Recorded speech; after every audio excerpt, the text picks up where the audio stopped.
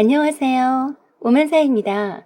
오늘의 주제는 사랑하는 가족을 버리고 사업비 때문에 도망친 남편이 장례식장에 나타나서 놀라 자빠졌습니다. 란 내용입니다. 오늘의 사연 읽어드리겠습니다. 저는 누구나 다 아는 공기업에 근무하고 있습니다. 10년째 두 딸들을 혼자서 키우고 있습니다.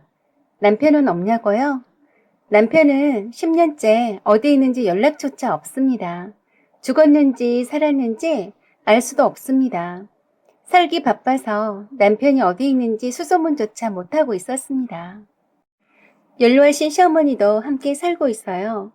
죽었다는 말이 없으니 어딘가에 살고 있겠거니 하고 생각하고 있었습니다. 큰딸이 10살 때 그리고 작은딸이 8살 때였어요. 남편은 버려놓았던 사업들이 부도가 나고 빚이 감당하지 못할 만큼 돼버리자 가장이혼을 하고서 혼자 해외로 도망쳤습니다. 아이들을 잘 부탁한다면서 꼭 다시 돌아오겠다던 남편이었습니다. 그때 내 나이 38살이었고 남편 나이는 40세였네요. 남편은 결혼 초엔 누구나 다 아는 대기업에 근무하고 있었는데 꿈이 큰 사람이어서 늘 오너가 되기를 바랬었죠. 남 밑에서 일하는 성격이 아니라서 학원 사업부터 해서 정수기 사업, 그리고 저도 알지 못하는 사업을 벌이기 시작했습니다. 남편이 워낙 똑똑하고 사업성이 좋아서 처음엔 순풍에 덧달듯이 순조롭게 사업이 잘 진행되었어요. 거기에서 멈췄어야 했는데 처음 시작한 사업이 잘 되어가는 것에 고무되어서 사업을 확장하기 시작했습니다. 특별히 금전적으로 뒷배경이 없었던 남편은 기존 사업을 보증으로 은행 대출과 투자 유치를 과감히 해나가면서 무리하게 사업을 확장시켰어요. 하지만 늘 변수가 생기는 법이죠. 아무도 예상치 못한 믿었던 동업자의 거액의 횡령이란 변수가 터졌습니다. 사업을 확장하기 바쁘다 보니 주변 관리에 소홀히 한 탓이었겠죠. 그러면서 도미노식으로 걷잡을 수 없이 사업 운영이 어려워지기 시작하더니 급기야 부도가 터지고 투자했던 사람들의 빚독촉에 시달리기 시작했습니다. 유일한 안정적인 생계수단인 제 월급이 압류당하는 걸 막으려고 남편은 가장이혼을 하자고 했었고 저희 회사에까지 빚쟁이들이 찾아오니까 혼자서 해외로 나가 있다가 돈 벌어서 다시 오겠다고 하고는 어머니와 애들을 잘 부탁한다고 하면서 야밤도주 하듯이 도망쳤습니다. 남편이 안 보이자 채권자들도 차츰 찾아와서 괴롭히는 일이 잦아들었어요. 그리고 아이들도 차츰 아빠 없이 사는 것에 익숙해졌습니다. 저도 물론 시어머니가 살림을 조금 도와주시긴 했지만 회사 일에 애들 교육에 살림에 정신없는 세월 보냈어요. 그래서 한 번씩 남편의 근황이 궁금도 했지만 연락 한 번 주지 않더군요. 아무도 남편 생사는 모른 채 세월이 지나왔습니다. 서방님이 두 분이나 계셨지만 남편의 평소 우중에 따라 맏며느리 역할은 절대 소홀히 하지 않았습니다. 곧 죽는다 해도 장남인 자기 역할을 동생들에게 내놓는 성격이 아닌 것을 알았기 때문이었죠. 언젠간 돌아오게 될 남편의 자리를 굳건히 지켜주고 싶었거든요. 그렇습니다. 가족이 있는 곳이니 꼭 돌아오리라 믿었습니다. 그런 시간들이 차곡히 쌓여서 10여 년이 훌쩍 넘어가니 모두들 수군대기 시작했어요. 연락을 하지 않는 것을 보니 어디에서 객사를 했다는 둥, 외국에서 딴 살림을 차려서 사느라고 가족을 잊었다는 둥, 친척분들은 나이 드신 시어머니를 모시고 두 딸을 키우면서도 장남 며느리 역할을 하는 저를 보면서 매우 안쓰럽게 보셨습니다. 심지어 이젠 시어머니도 시동생들에게 맡기고 재혼하라는 말까지 나왔었네요. 그럼에도 불구하고 시댁 경조사나 시댁 행사에 장남 며느리로서 빠짐없이 시어머니 모시고 다녔고 없는 남편을 대신해서 막내 시동생 결혼과 집안일을 모두 주관했었네요. 그런 세월을 10년 넘게 보내다 보니 세월에 장사가 없다는 옛말처럼 어느새 중년의 티가 나는 아줌마가 다 되어버렸습니다.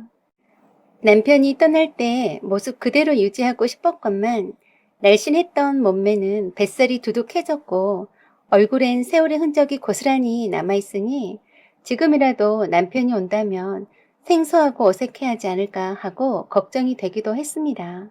초등학교 3학년이었던 큰딸은 바램대로 공부를 잘해서 교대에 진학했고, 둘째 딸은 유아특수교육학과에 지원해서 올해 합격했습니다.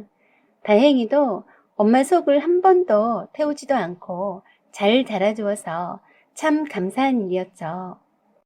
그런데 갑자기 시어머님이 쓰러지셨습니다. 노안으로 몸이 많이 안 좋으셨는데 가벼운 감기 증상이 폐렴으로 발전하면서 돌아가시게 되었습니다. 마지막에 큰아들을 보고 싶다고 하시면서 이젠 안 오려나 보다고 하시면서 저보고도 기다리지 말라고 하셨습니다. 그동안 티를 내지 않으셨을 뿐이지 큰아들을 무척이나 기다리셨던가 봅니다. 결국 아들 얼굴 보지 못하고 돌아가셨어요. 그때 남편이 보고 싶더군요. 어머니가 돌아가셨는데 어디서 죽었는지 살았는지 생사 확인이라도 했으면 좋으련만 아마도 못 오고 연락 못하는 중대한 이유라도 생긴 것이 아닌지 걱정이 되었습니다. 그렇게 시어머님은 마지막까지 큰아들을 그리워하다 하늘나라로 가셨어요. 코로나 때문에 장례식장에는 가까운 친척들과 시동생들 가족들과 저희 두 딸이 지키고 있었고 전문만 간단히 하고 대부분 식사도 하지 않으시고 가셔서 대체로 한산한 분위기였습니다.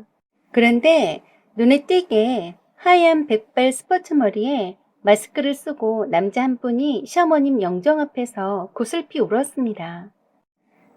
꼭 사연이 있는 사람처럼 한참을 무릎 꿇고 오시길래 모두들 쳐다보았습니다. 시어머님과 어떤 관계이실까 궁금했습니다. 그런데 마스크를 벗고 너희들이 고생이 많다고 하면서 상주로 서 있는 시동생들 등을 토닥토닥 두드리는 거였어요.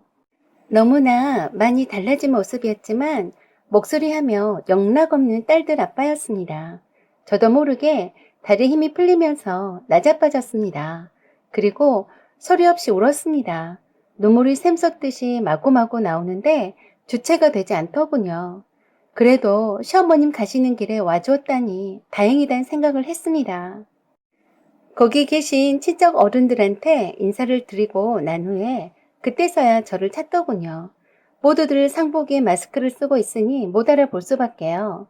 눈물이 한가득인 저를 등만 토닥거리며 미안하다 고생했다고만 말했습니다. 다 커버린 딸들도 갑자기 나타난 아빠를 엄청 어색해 했습니다. 남편도 어색해 했고 저도 막상 보니 딱히 무슨 말부터 해야 할지 모르겠더라고요. 친척 어른들이 대신 말씀해 주셨습니다. 그동안 제가 얼마나 고생했는지, 왜 그동안 이렇게 살아있으면서 연락 한 번 안 했는지 시동생들도 폭풍 질문을 던졌습니다. 남편은 여기저기서 속사포처럼 쏟아지는 질문에도 아랑곳하지 않고 장례식 끝나고 나서 얘기하자고만 하고 묵묵부답으로 일관했습니다. 곧바로 상주석에서 빈소를 지켰고 예전의 장남으로 돌아왔습니다.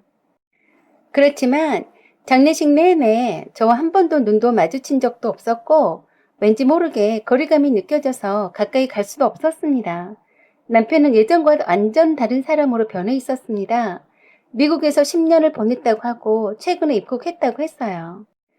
가족들 소식은 후배를 통해서 간간히 듣고 있었고 어머니가 위독하시다는 연락을 받고 만사 제껴두고 왔는데 한 발 늦어서 임종을 못 지켰으니 불효했다며 자책했어요.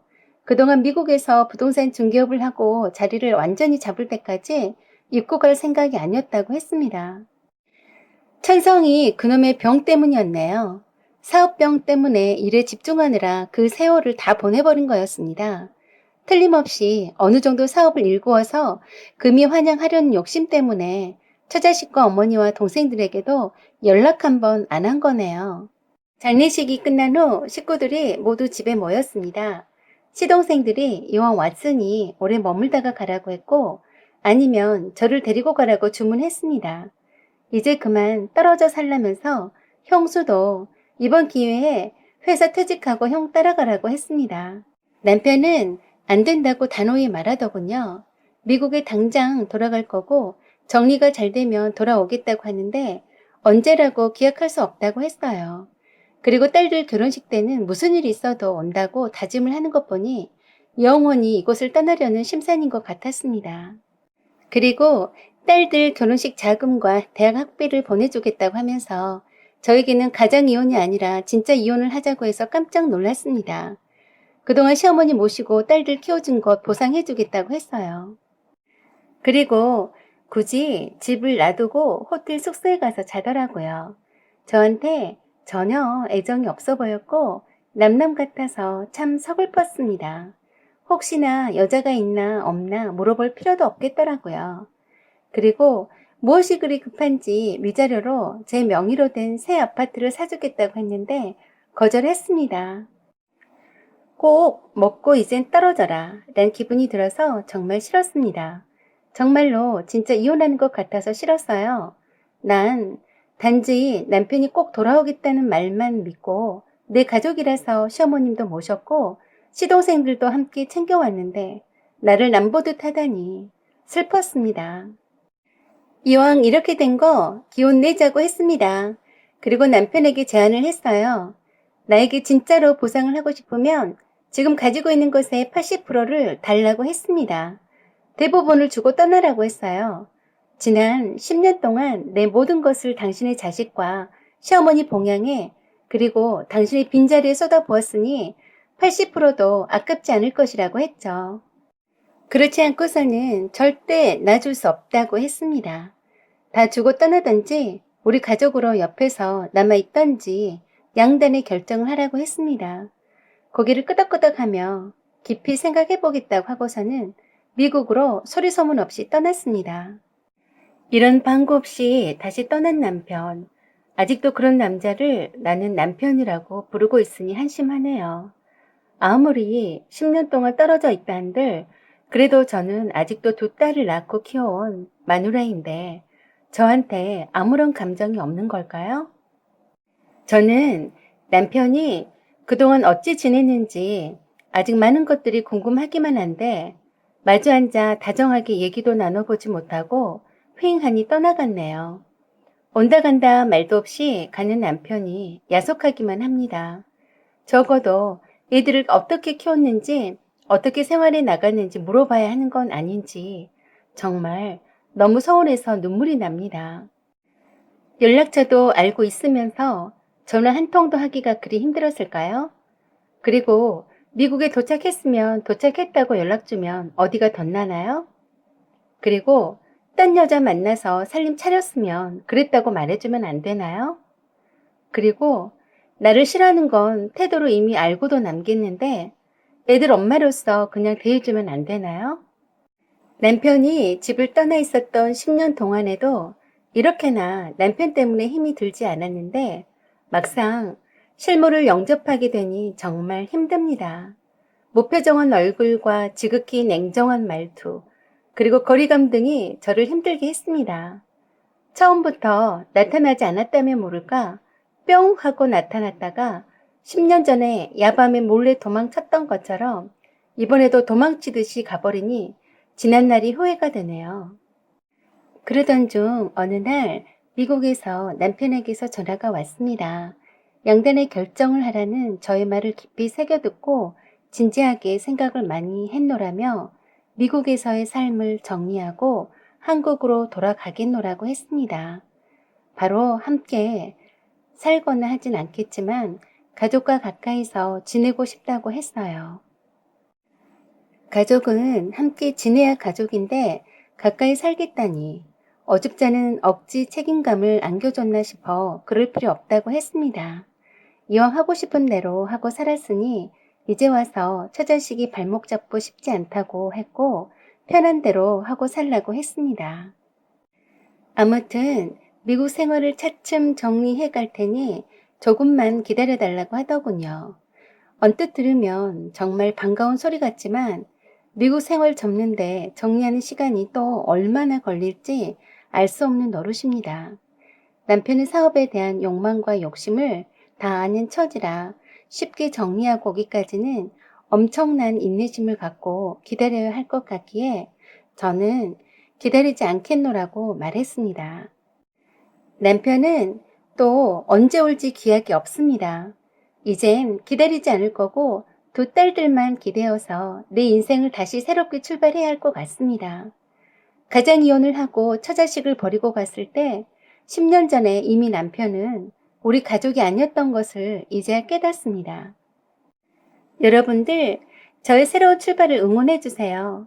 사연은 여기까지입니다. 소중한 댓글과 구독과 좋아요, 그리고 알람 설정 부탁드립니다.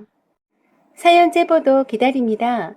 여기까지 시청해주셔서 감사드립니다. 좋은 날 되세요.